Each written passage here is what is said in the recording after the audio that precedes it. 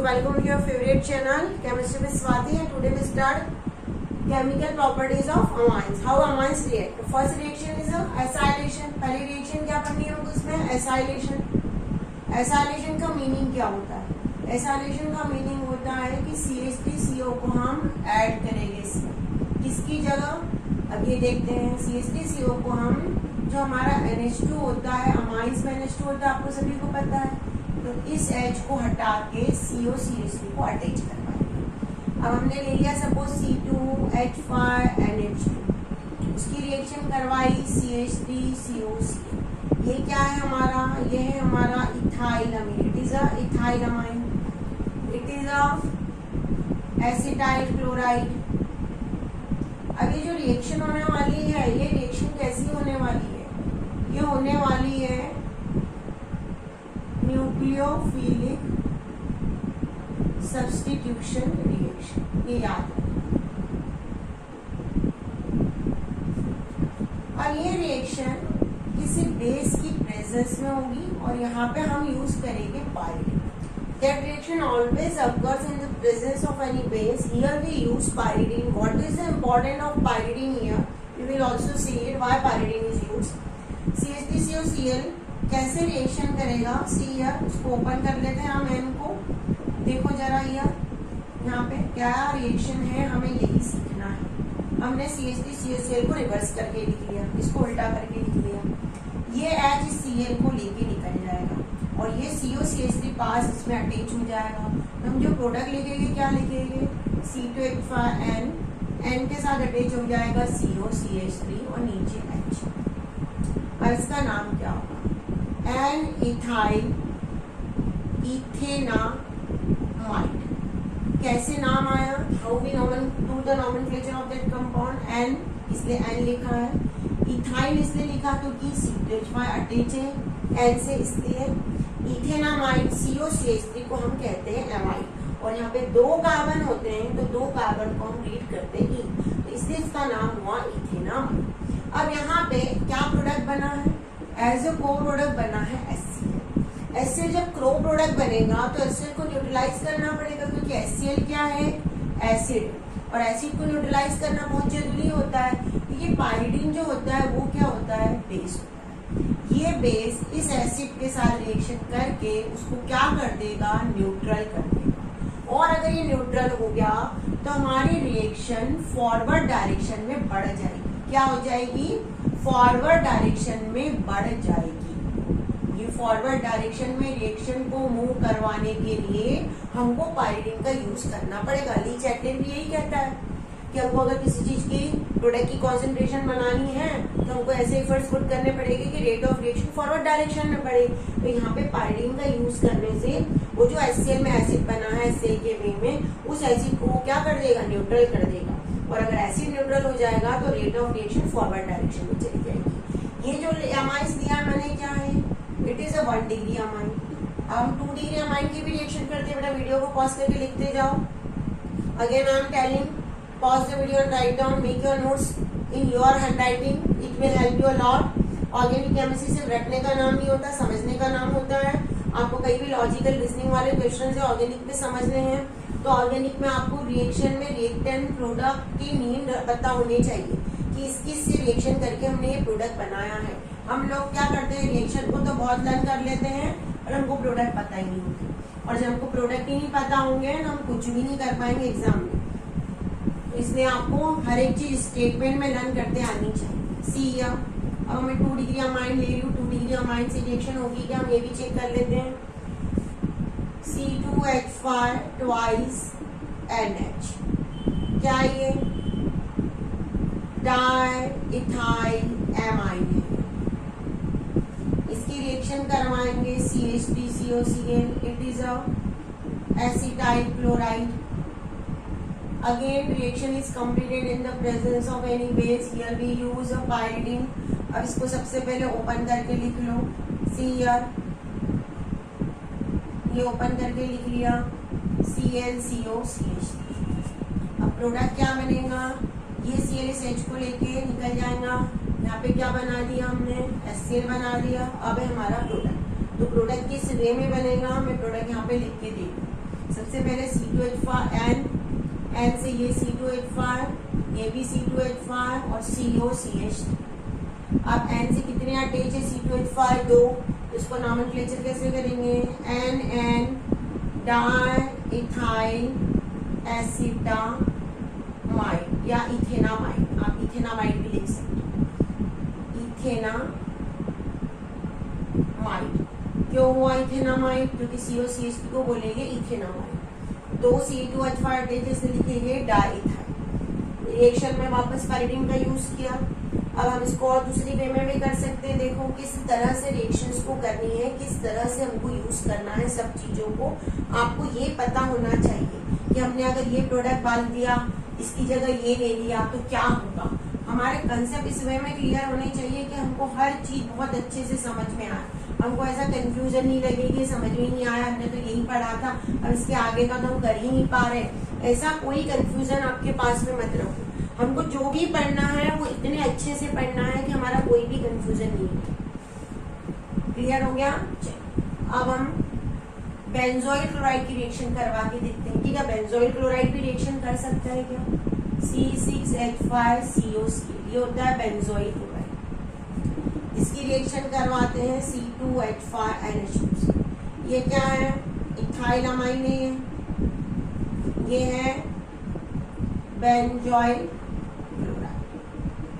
वापस किसकी प्रेजेंस में? Again pyridine. पाइरीडीन की प्रेजेंस में रिएक्शन होगी C2H5N, ये H और ये H, ClCO6H5। ये Cl H के साथ निकल जाएगा और जो बचा हुआ वो CO वाला पार्ट, ये जो पार्ट बचा ये किसके साथ अटैच हो जाएगा? यहाँ पे आके अटैच हो जाएगा। तो जो प्रोडक्ट है हमारा क्या बनेगा? देखो यहाँ C2H5N, N से नीचे की ओर H, यहाँ पे COC6H5 ये बना। अब N से क्या अटैच है? इथाइल। और C6H5 को क्या बोलते हैं? बेंजामाइड। ये प्रोडक्ट ये भी बन गया। अभी हमने सभी जगह एसिटिल क्लोराइड का यूज किया या तो बेंजोइल क्लोराइड का यूज किया। ऐसी कोई सिचुएशन आ सकती है कि हम कोई और क्लोराइड ले लें, तो हाँ आप यहाँ पे एसिटिक एनहाइड्राइड का यूज भी कर सकते हैं। किसका यूज कर सकते हैं हम यहाँ पे? एसिटिक एनहाइड्राइड का यूज भी कर सकते हैं। तो एक रिएक्शन में आपको एसिटिक एनहाइड्राइड के हेल्प के लिए बता रही हूँ कि कैसे हम एसिटिक एनहाइड्राइड का यूज करेंगे। एसिटिक एनहाइड्राइड के यूज करने से भी रिएक्शंस होती है। तो कैसे होगी? CH3CO CH3CO ये होता है हमारा acetic anhydride. It is acetic anhydride. Again we have taken C2H5NH2 ethylamine. ये 1 डिग्री अमाइन की बता रही हूँ मैं। यहाँ पे H है, क्या होगा? C2H5, ये N, ये H और ये H, CH3CO CH3CO और ये O के ये जो H है वो वाला H, ये वाला जो CH3COO वाला पार्ट है ये इसके साथ रिएक्शन कर देगा और जो COCH3 वाला पार्ट है ये पार्ट यहाँ पे आके अटैच हो जाएगा। प्रोडक्ट बनेगा C2H5N, N से H, COCH3 और यहाँ पे साइड में बनेगा एसिटिक एसिड। यानी एसिड तो बनने ही वाला है और जब एसिड बनेगा ही तो हमको हमेशा बेस तो लेना ही पड़ेगा। वापस इसका नाम क्या होगा? मैं ऊपर लिख के दे रही हूँ N इथाइल इथेनामाइड। क्लियर हो गया होगा? ये पूरी रिएक्शन आपको बता दी मैंने एसाइलेशन। अब हमारी जो नेक्स्ट रिएक्शन है वो है कार्बिलमाइन रिएक्शन। क्या है? Carbylamine reaction. बहुत इंपॉर्टेंट रिएक्शन कंसीडर की जाती है कार्बिलमाइन रिएक्शन। देखो इसको ध्यान से कि किस वे में ये कार्बिलमाइन रिएक्शन हो रही है। आपको यहाँ पे ध्यान देना है कि किस वे में रिएक्शन हो रही है और कार्बिलमाइन किसको बोलते हैं। ये जो कार्बिलमाइन रिएक्शन है ये टेस्ट के वे में कंसीडर किया जाता है। हम देखते हैं जनरली हमने कहा 1 डिग्री 2 डिग्री 3 डिग्री, तो ये क्या 2 डिग्री देगा, 3 डिग्री देगा कि 1 डिग्री देगा। तो अभी आपको मैं जो बता रही हूँ उसको ध्यान देना इधर कि कार्बिलमाइन रिएक्शन जो होती है, carbylamine reaction, sometimes that reaction asked in examination with a name reaction. ये नेम रिएक्शन से भी आती है। दूसरा इसका टेस्ट जो होता है, it is used as a test for distinguish 1 degree 2 degree and 3 degree amine के डिस्टिंग्विश के लिए की जाता है कि हमको अगर टेस्ट करना है कि कौन 1 डिग्री है, कौन 2 डिग्री और कौन 3 डिग्री, तो क्या होगा यहाँ पे देखो, यहाँ पे हमने CH3NH2 ले लिया, 1 डिग्री अमाइन है हमारा, ये क्या है इसका नाम, methyl amine.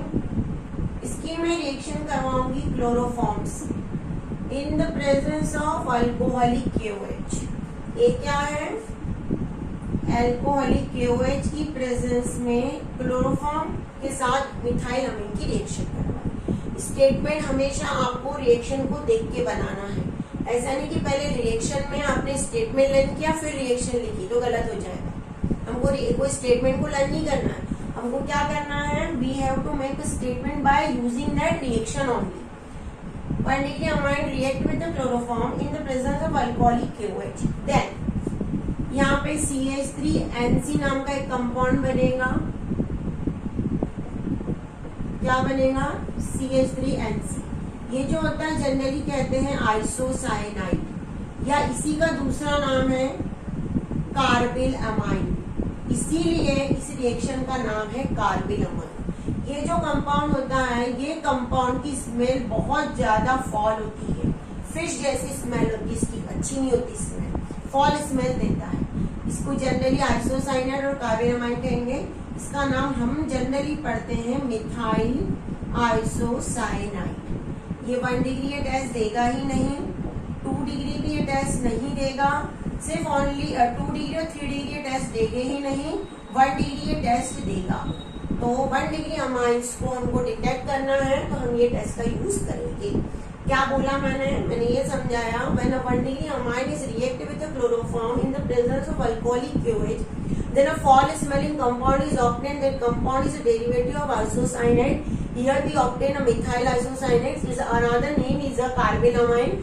That's why that reaction is known as carbylamine reaction. And only 1 degree amines that give that reaction test. So this reaction is used to between distinguish among the 1 degree, 2 degree and 3 degree amines. Sometimes that reaction asks in examination by using only name reaction. Write down the carbylamine reaction. JEE वाले, NEET वाले, आपको कोई भी question आ सकता है test करने का, तो उससे में ये आपको पता होना चाहिए। इसको पॉज करके, वीडियो को पॉज करके लिख लो, बहुत इंपॉर्टेंट रिएक्शन कंसीडर की जाती है। इसके बाद हमारे पास एक और टेस्ट होता है, रिएक्शन होती है, reaction with nitrous acid. Nitrous acid से कैसे रिएक्शन ये देंगे, सी हियर, नाइट्रस एसिड से कैसे रिएक्शन बनेगी।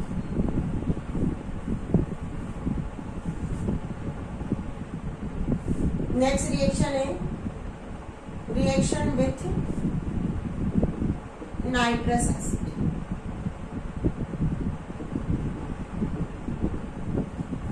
हमने लिया 1 डिग्री अमाइन, जैसे C2H5NH2, इसको हमने रिएक्शन करवाया HONO से। जो HONO होता है बेटा, वो उसी टाइम पे प्रिपेयर करना पड़ता है, ये ऐसे नहीं बनके रेडी होता है नाइट्रस एसिड। तो NaNO2 प्लस HCl के मिक्सचर को एक C2 में अरेंज किया जाता है, वहां पे ये जैसे रिएक्शन करते हैं तो ये HONO बन जाता है। HONO कहलाता है हमारा नाइट्रस एसिड। इसकी जब रिएक्शन होती है तो यहाँ पे बन जाता है C2H5N2Cl, जो कि एक इंटरमीडिएट होता है और ये अनस्टेबल होता है। इसका हाइड्रोलिसिस हम करेंगे, इससे बन जाएगा C2H5OH, N2 निकल जाएगा और HCl भी निकल जाएगा। यहाँ पे हमने क्या बना दिया, इथाइल एल्कोहल। ये जो N2 होता है यहाँ पे बना है, इस N2 का यूज प्रोटीन और अमीनो एसिड के क्वांटिटेटिव एनालिसिस में किया जाता है। Quantitative analysis of protein and amino acid में इस N2 का यूज किया जाता है और हमको मिला अल्कोहल। अब मैं आपको ट्रिक बता रही हूँ कि प्रोडक्ट को कैसे लर्न करना है। कभी आपको समझ में नहीं आया, भूल गए हम, तो इसकी ट्रिक देखो। यहाँ पे ये जो HONO वाला पार्ट आपको दिख रहा है, ये जो HONO वाला यहाँ पे H2O बनेगा यहाँ पे, तो इसको ऐसे हम तोड़ लो, C2H5 अलग तोड़ लो, N अलग तोड़ लो, H2O अलग तोड़ लो। हमारे पास क्या है, HONO, HO को यहाँ पे लगा दो, N को बीच में लगा दो, O को यहाँ पे लगा दो, तो H2O मेरा लास्ट प्रोडक्ट। उसके बाद N और N करके N2 मिला और C2H5OH। That is the trick. बिल्कुल मैं हर रिएक्शन में कहीं जहां पे भी कोई ट्रिक है आपको बताती जाऊंगी कि आपको पढ़ना बिल्कुल इजी कर जाए। तो हमेशा याद रखना कि हमको हमेशा ट्रिक से पढ़ना है तो बहुत इजी हो जाएगा। अब ये जो हमारा है ये क्या है, 1 डिग्री अमाइन से रिएक्शन कर रहा है। 2 डिग्री और 3 डिग्री की जो अमाइन से रिएक्शन होती है थोड़ी सी डिफरेंट होती है, ये हमारे सिलेबस में एनसीईआरटी लेवल पे नहीं। अब इसके बाद हमारे पास कोई एरोमेटिक अमाइन आ गया तो कैसी रिएक्शन होगी उसको भी देख लो। How the aromatic amines react with nitrous acid. See aromatic amine की जो नाइट्रस एसिड वाली रिएक्शन है वो रिएक्शन जनरली हमने ऑलरेडी पहले पढ़ चुके हैं। जनरली इसको बोला जाता है सैंडवियर रिएक्शन। कैसे होती है देखो, C6H5NH2 plus HONO NaNO2 plus S। तो यहाँ पे बनता है C6H5N2Ca। इसका नाम होता है बेंजीन डायएज़ोनियम क्लोराइड और ये बहुत ज्यादा एक इम्पॉर्टेंट कंपाउंड है। इससे कई तरह के डिफरेंट प्रोडक्ट पढ़ने हैं। हमारा नेक्स्ट यूट्यूब जो चैनल वीडियो होगा यूट्यूब पे वो इसी से रिलेटेड होगा, बेंजीन डायएज़ोनियम क्लोराइड का। तो एरोमेटिक अमाइन की रिएक्शन क्या होगी, इसका नाम क्या है, एनिलीन है और इसका दूसरा नाम बेंजीन एमाइन। तो ये भी इम्पोर्टेंट रिएक्शन है। क्लियर हो गया। अब इसके बाद हमको इसका टेस्ट पढ़ना है। इसका टेस्ट पढ़ना है, इसकी हिजनबर्ग रिएक्शन होती है तो कैसे होती है हिजनबर्ग रिएक्शन। नेक्स्ट है testing. 1 degree 2 degree 3 degree amine का हम कैसे टेस्ट करेंगे। तो इसके लिए एक हम रिएजेंट यूज करते हैं जिसे कहा जाता है हिंसबर्ग रिएजेंट। क्या बोला जाता है, हिंसबर्ग रिएजेंट। Hinsberg reagent.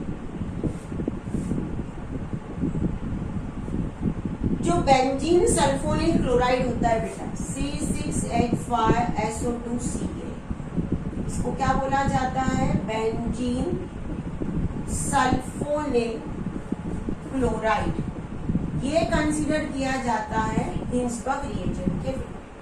इसकी हम अलग अलग अमाइन से रिएक्शन करवाएंगे। 1 डिग्री 2 डिग्री और 3 डिग्री अमाइन से हमको अलग अलग प्रोडक्ट मिलेंगे और हम आइडेंटिफाई करेंगे कि कौन किससे रिएक्शन करता है। इसको जो स्ट्रक्चर लिखा जाता है वो इस वे में लिखा जाता है। सी ये होता है इसका स्ट्रक्चर। ओपन करके चलिए, तो अब पहले रिएक्शन करवा रही हूँ मैं 1 डिग्री से। वीडियो को पॉज करके पूरे स्ट्रक्चर्स वगैरह सब नोट अच्छे से कर लेना, ये हमको बार बार काम पड़ेगा। तो पहले है विथ 1 डिग्री। 1 डिग्री अमाइन से कैसे रिएक्शन होगी, ये हमने लिया बेंजीन सल्फोनिल क्लोराइड और हमने यहाँ पे ले लिया 1 degree amine C2H5NH2 ethyl amine और ये क्या है, बेंजीन सल्फोनिल क्लोराइड। अब ये बेंजीन सल्फोनिल क्लोराइड का जो Cl है वो हमारे इथाइल अमीन के हाइड्रोजन से रिएक्शन करेगा और ये जो N वाला पार्ट इससे अटैच हो जाएगा। तो हमारी बेंजीन रिंग उस पे H+O, यहाँ पे भी H+O, यहाँ पे N और यहाँ पे C2H5 और यहाँ पे H। अब इसका जो नाम है वो है N इथाइल बेंजेनामाइड। क्या नाम है इसका, N इथाइल बेंजेनामाइड। अब हमने इसको अगर अल्कोहलिक KOH लिया हमने और अगर अल्कोहलिक KOH के अंदर इसको हमने डाला तो ये अल्कोहलिक KOH में अल्कोहलिक KOH का मतलब ये बेसिक सॉल्यूशन है, अल्कलाइन सॉल्यूशन है। इसके अंदर हमने इसको डाला तो ये वाला प्रोडक्ट इसके अंदर सॉल्युबल हो जाएगा। क्या हो जाएगा, सॉल्युबल। क्यों होगा सॉल्युबल, सॉल्युबल इसलिए होगा क्योंकि इसके पास हाइड्रोजन है। ये जो हाइड्रोजन है अवेलेबल, ये हाइड्रोजन की वजह से ये बेंजीन सल्फोनिल क्लोराइड हमारा N इथाइल बेंजीनामाइड जो बना है, ये हाइड्रोजन की वजह से इसका नेचर क्या हो जाएगा, एसिडिक। और अगर ये एसिडिक नेचर का है तभी ये सॉल्युबल होगा। अगर यहाँ पे हाइड्रोजन नहीं होता तो ये सॉल्युबल नहीं हो पाता। तो 1 डिग्री तो पूरी रिएक्शन दे रहा है। वीडियो को पॉज करके नोट कर लीजिए बेटा, बिल्कुल ये बहुत इंपॉर्टेंट है, आपको पता ही होना चाहिए, आना ही चाहिए। चलिए अब है 2 डिग्री अमाइन से reaction. Now the 2 degree amines. Now the reaction is with 2 degree amines. ये 2 डिग्री अमाइंस से कैसे रिएक्शन होगी देखो. मैं यहाँ पे लिख दे रही हूँ 2 डिग्री अमाइंस. वापस बेंजीन सल्फोनिल क्लोराइड बनाया मैंने. इसकी रिएक्शन करवाएंगे 2 डिग्री अमाइन से. डाई इथाइल अमाइन है यहाँ पे ये हमारे पास. It is diethyl amine and it is a benzene sulfonyl chloride. जब इसकी रिएक्शन करवाएंगे तो वापस ये हाइड्रोजन आपको दिख रहा है Cl से रिएक्शन करके HCl के वे में निकल जाएगा. अब जो प्रोडक्ट बनने वाला है प्रोडक्ट क्या होगा देखो इधर.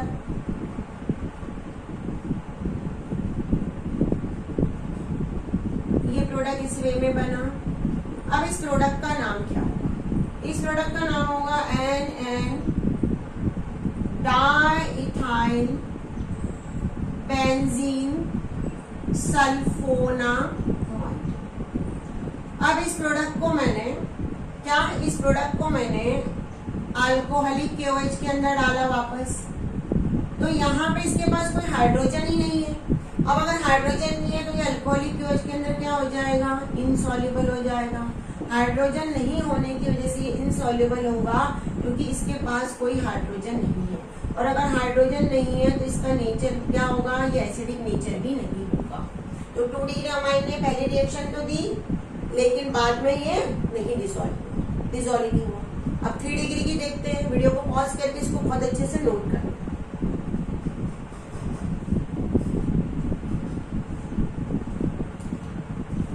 सभी ने नोट कर लिया होगा. चलो ठीक है. अब है 3 डिग्री अमाइन से reaction. Now the reaction with 3 degree amines.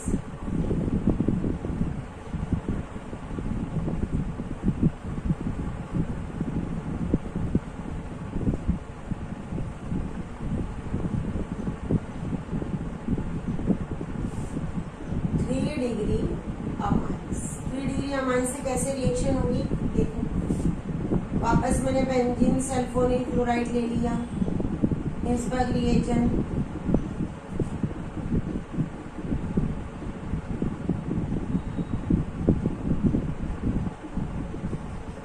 तो यहाँ पे 3 डिग्री अमाइन जो हमारा है यहाँ पे कोई हाइड्रोजन ही नहीं है तो रिएक्शन होगी ही नहीं. तो 1 डिग्री 2 डिग्री और 3 डिग्री अमाइंस को डिस्टिंग्विश करने के लिए इसका यूज किया जाता है. 1 डिग्री 2 डिग्री अमाइन के रूप में ये एज ए टेस्ट यूज किया जाता है. हो गया. अब है हमारा हर एक जगह हम कहते हैं इलेक्ट्रोफिलिक सब्स्टिट्यूशन रिएक्शन होगी कि नहीं होगी. तो यहाँ पे भी चेक कर देखिए कोई जो हमारा अमाइंस है एनिलीन वाला पार्ट एरोमेटिक अमाइंस हो कोई इलेक्ट्रोफिलिक सब्स्टिट्यूशन रिएक्शन दे रहा है कि नहीं दे रहा है. अब हम उसको चेक करते हैं कि किस वे में दे रहा है और किस वे में रिएक्शन होगी. तो नेक्स्ट हमारा टॉपिक है electrophilic substitution reaction. Electrophilic substitution reaction. जो हमारा बेंजीन रिंग पे NH2 है तो NH2 के पास तो लोन पेयर ऑफ इलेक्ट्रॉन है. तो इसकी वजह से बहुत ज्यादा क्या है एक्टिव ग्रुप है क्योंकि इसके पास क्या है इलेक्ट्रॉन है. ये क्या कहलाता है, ये इलेक्ट्रॉन रिच होता है. तो इसकी वजह से ये ऑर्थो पैरा डायरेक्टिंग होता है. क्या होता है ये ऑर्थो पैरा डायरेक्टिंग होता है. अब हमने इसका ब्रोमिनेशन करवाया. ध्यान दो. If you do the bromination of aniline, इसका क्या करवाया हमने ब्रोमिनेशन करवाया. Br2 की रिएक्शन करवाई. यहाँ पे जनरली हम लिखते हैं ब्रोमीन वाटर. ब्रोमीन वाटर के साथ अगर करवाया हमने तो यहाँ पे हमको 2,4,6 ट्राइब्रोमो एनिलीन मिलेगा. ऑर्थो और पैरा पे ब्रोमीन अटैच हो जाएगा और जो प्रोडक्ट मिलेगा वो क्या मिलेगा 2,4,6 ट्राइब्रोमो एनिलीन.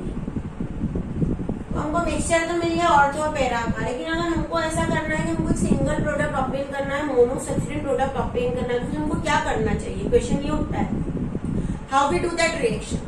तो ये जो हमारा बहुत ज्यादा जो एक्टिव कंपाउंड है इसको हमको थोड़ा सा इनएक्टिव बताना पड़ेगा. प्रोटेक्ट करना पड़ेगा, इसकी रिएक्टिविटी को कम करना पड़ेगी। इसकी रिएक्टिविटी को कम करने के लिए क्या तरीका है, what is the way to make it inactive. तो उसके लिए हमको इस कंपाउंड का प्रोटेक्शन करने के लिए इसका हमको करवाना पड़ेगा एसाइलेशन। क्या करवाना पड़ेगा, एसाइलेशन। हम इसके अंदर एसाइल ग्रुप का अटैच करवा देंगे। इसको क्या कर देंगे, इसको जो हमारा एनिलीन वाला भाग है उस एनिलीन वाले भाग को हम कर देंगे प्रोटेक्ट। इस NH2 के अंदर जो H है उस H को क्या कर देंगे, रिप्लेस कर देंगे। किससे रिप्लेस करेंगे, COCH3 से। तो ये जब रिप्लेस कर देंगे H को तो वो कहलाता है प्रोटेक्शन। हम NH2 को क्या कर रहे हैं, प्रोटेक्शन कर रहे हैं। तो उसकी रिएक्टिविटी कम हो जाएगी और हमको जैसा प्रोडक्ट होना चाहिए वैसा प्रोडक्ट हमको ऑब्टेन हो जाएगा। तो कैसे करेंगे, ध्यान दो। अभी अभी हमने जस्ट पढ़ा है एसाइलेशन को। हम एसाइलेशन करवाएंगे, कैसे करवाएंगे acylation, how we do the acylation, how we do the acylation. हम यहाँ पे एसिटिक एंड हाइड्रेट की रिएक्शन करवाएंगे। हम क्या करेंगे, एसिटिक एंड हाइड्रेट की रिएक्शन करवाएंगे।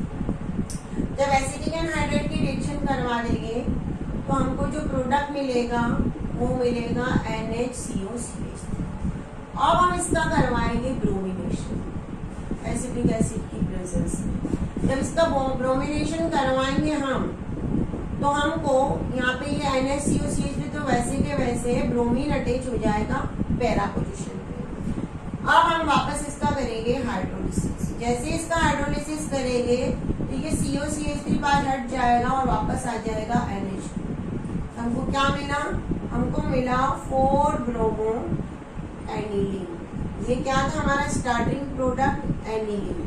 एनिलीन का पहले हमने क्या किया, एसिटिक एंड हाइड्रेट, वही पैरिडीन तो रहेगा ही, उसकी प्रेजेंस में हम क्या करेंगे, उसकी प्रेजेंस में हम इसका प्रोटेक्शन करेंगे। प्रोटेक्शन करने से हमको जो कंपाउंड मिलेगा उस कंपाउंड का हम ब्रोमिनेशन करेंगे एसिटिक एसिड के मीडियम में। ब्रोमिनेशन से Br पैरा प्लेस पे आ जाएगा। हम एक ही सब्स्टिट्यूएंट चाहते थे, हम दोनों जगह नहीं चाहते थे, ऑर्थो और पैरा पे। उसका करेंगे हाइड्रोलिसिस, तो इससे हमको 4 ब्रोमो एनिलीन, वापस इस COCH3 को हटाना पड़ेगा, वापस हाइड्रोलिसिस करेंगे। अब ये सब इतना किया पर ऐसा क्यों हुआ, क्योंकि NHCOCH3 बन रहा है, आपको दिख रहा है यहाँ पे। ये जो है NHCOCH3 है, नाइट्रोजन के पास क्या है, लोन पेयर ऑफ इलेक्ट्रॉन है। इलेक्ट्रोफिलिक सब्स्टिट्यूशन का मतलब ये है कि नाइट्रोजन रिंग में कहीं इलेक्ट्रॉन देने वाला है। जब वो रिंग में कहीं इलेक्ट्रॉन देने वाला है तो हम क्या करेंगे, उसकी इलेक्ट्रॉन को कहीं दूसरी जगह यूटिलाइज कर देंगे। ये डबल बॉन्ड इलेक्ट्रॉन यहाँ पे, तो कार्बन आपके पास कौन पहुंच जाएगा, नाइट्रोजन के इलेक्ट्रॉन पहुंच जाएंगे। जब नाइट्रोजन के इलेक्ट्रॉन इसके पास पहुंच जाएंगे तो नाइट्रोजन अपने इलेक्ट्रॉन रिंग में दे ही नहीं पाएगा, इसी वजह से। अब इसके साथ ही हमारा कई बार हम नाइट्रेशन करवाते, see so many times we do the nitration also. अब इसका नाइट्रेशन कैसे होगा, क्या इसके नाइट्रेशन में भी हमको प्रोटेक्शन करना पड़ेगा, क्या हम चेक करते हैं। और करना पड़ेगा तो फिर किस वे में करना पड़ेगा वो भी देखना पड़ेगा हमको। तो यहाँ पे देखो,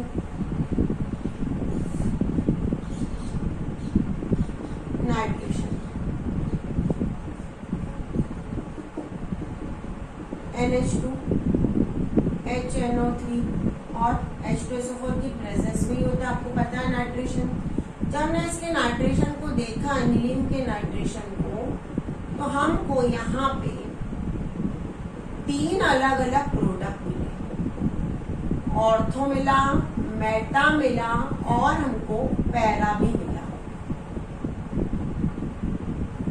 ये मिला 52%, 57% मिला, ये 42% मिला और ये 2% मिला। हमको तो मिक्सचर मिल गया, ऑर्थो मेटा पैरा का मिक्सचर मिल गया। तो हमको वापस क्या करना पड़ेगा, इसको प्रोटेक्ट करना पड़ेगा, क्योंकि यहाँ पे तो पूरे मिक्सचर है। तो प्रोटेक्ट करने के लिए हम वापस क्या करेंगे, हम रिएक्शन को अलग वे में स्टार्ट करेंगे। कैसे स्टार्ट करेंगे, देखो वापस see how we do the reaction. सबसे पहले हमने एनिलीन लिया, इस एनिलीन का हम सबसे पहले करेंगे एसिटिक एंड हाइड्रेट से रिएक्शन। इसकी रिएक्शन से क्या हो जाएगा, इसकी रिएक्शन से ये हमारा NHCOCH3 आ जाएगा, प्रोटेक्ट हो गया NH2। NH2 प्रोटेक्ट होने के बाद हम इसका करवाएंगे नाइट्रेशन। क्या करवाएंगे हम यहाँ पे, नाइट्रेशन करवाएंगे HNO3, H2SO4 की प्रेजेंस में रिएक्शन होगी और यहाँ पे हमको NO2 अटैच हो जाएगा और यहाँ पे आ जाएगा NHCOC। अब इसका करवा देंगे हाइड्रोलिसिस। जब हाइड्रोलिसिस करवाएंगे तो हम यहाँ पे देखेंगे ये NH2 तो वैसे आ गया, वापस आ गया और यहाँ पे NO2, तो क्या मिला 4 नाइट्रो NP मिला। तो हमको मोनोसब्स्ट्रेट सिंगल प्रोडक्ट मिला, प्रोटेक्शन से ही मिला। चलिए अब है इसका सल्फोनेशन, क्योंकि हमारा इलेक्ट्रोफिलिक सब्स्टिट्यूशन रिएक्शन जब भी होता है तो जनरली हेलोजिनेशन होता है, नाइट्रेशन होता है और सल्फोनेशन भी होता है। तो हम देखते हैं सल्फोनेशन, कि सल्फोनेशन किस वे में हो रहा है। See here how the sulphonation occur here, कैसे सल्फोनेशन हो रहा है वो भी चेक कर लेते हैं हम।